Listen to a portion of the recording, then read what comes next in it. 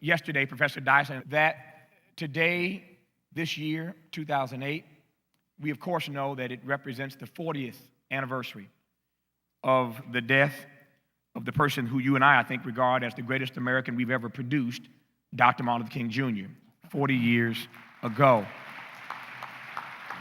But today,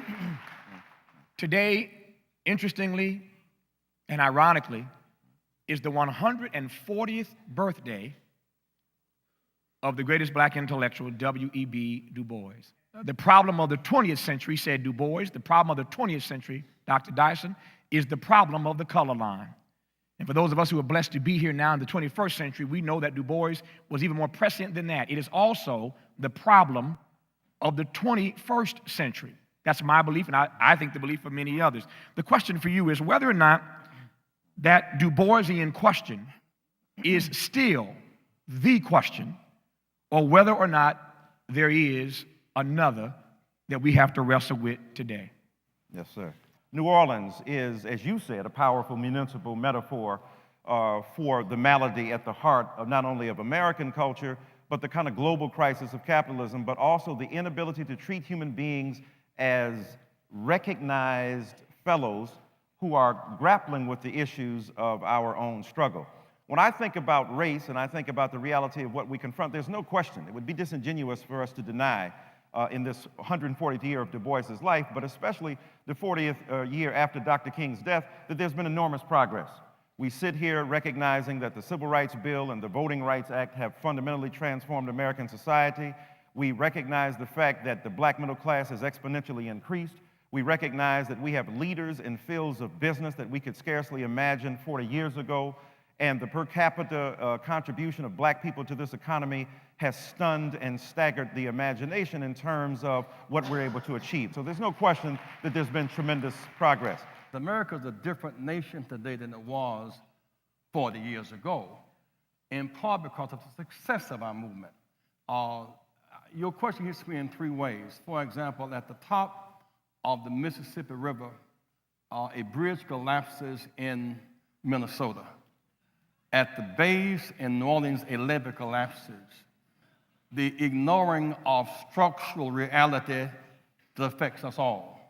When we take a position against the war in Iraq, it's not black exclusive. We're losing lives, money, and honor, and endangering the world, not black exclusive. When we fight against the revival of semi-automatic weapons as legal, it's the killing at Virginia Tech, it's the killing of the 5 women at Tinley, Illinois.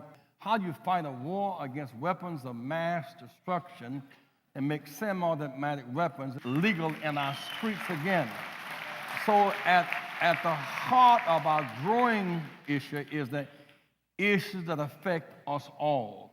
But when you think about the fact that the black households are suffering in comparison to white households, the average income of black people, $31,000, is significantly less than what happens in white households. When you think about the mortgage crisis that is now afoot in America, $71 to $122 billion will be lost by black America in the greatest bleeding off of wealth in the history of this nation among African American people. When you look at the 8.9 unemployment rate of African American people, and among black men, 9.5%, I think there's no question that we're living in a time where the poisonous realities of racism and racial bigotry prevail.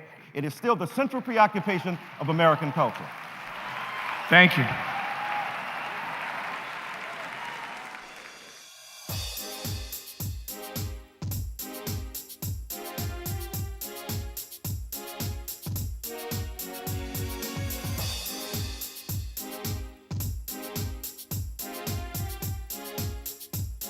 Coming up next on the State of the Black Union.